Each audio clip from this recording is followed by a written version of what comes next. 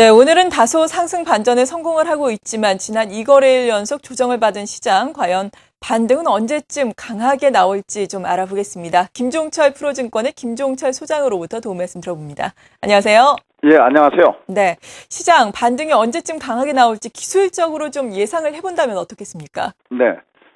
일단 오늘 그 주가가 약간 밑에서는 저점에 매수가 들어오는 모습을 주고 있는데요. 먼저 지금 장이 조정을 받을 때 조정의 성격을 좀 여러분들이 알아야 됩니다.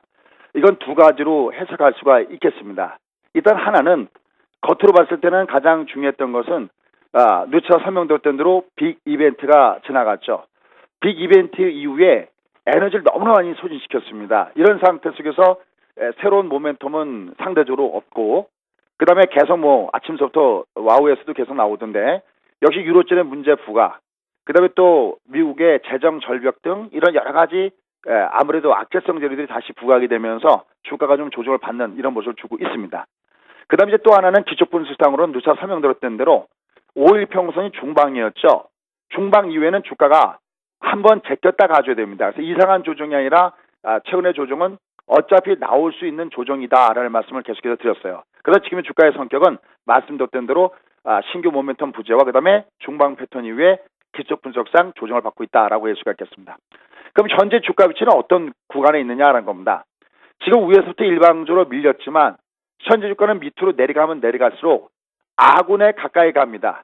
올라가면 적군이 가깝고 내려가면 아군이 가까운데 이걸 바로 우리가 엇박자 구간이다라고 얘기를 합니다. 자, 이거는 준비된 자료 화면을 보시면 쉽게 이해할 수가 있을 겁니다. 자, 자료 화면 보면서 지금 주가가 왜 엇박자 구간인지 보도록 하겠습니다. 자, 한번 보시죠.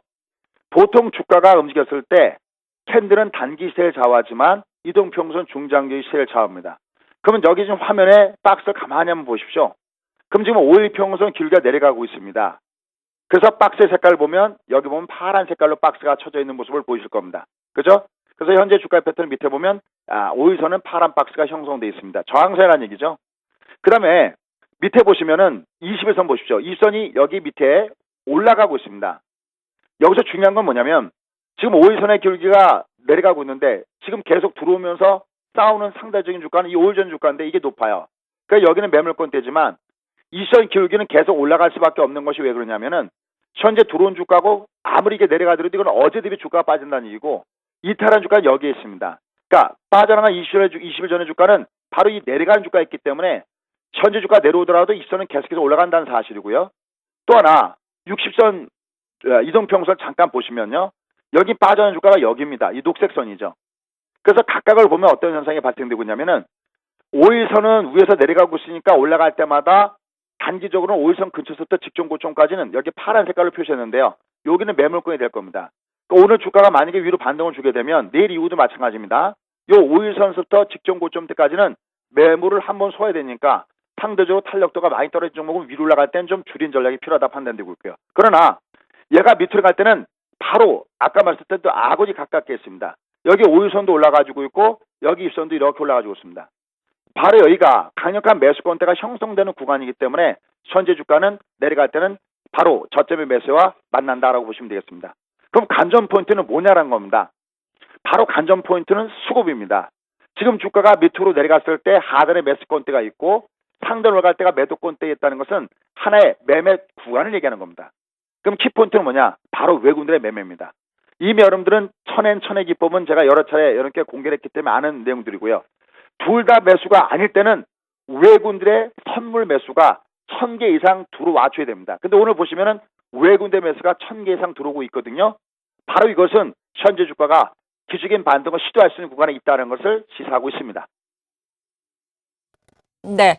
그렇다면 이렇게 시장 흐름에 맞춰서 말씀해 주신 것처럼 반등을 할 때 역시 투자자도 좀 팔고 좀 조정을 받을 때 20일이나 60일선 부근에서 좀 사는 시장의 흐름에 맞는 투자 전략이 필요할까요? 아니면 좀 색다른 전략을 필요로 할까요? 어떻습니까? 예, 역시 앵커 자리에서 오래 증권방송 하시다 보니까 제가 할 내용을 미리 다 말씀하셨네요. 맞습니다. 우리가 이제 주가 이렇게 움직였을 때 어떻게 매매 전략을 구사해야 되냐면은 위로 올라갈 때는 얘는 밑으로 내려갈 때 때린 것은 지금은 안 됩니다. 왜냐하면 자연스러운 조정이니까요.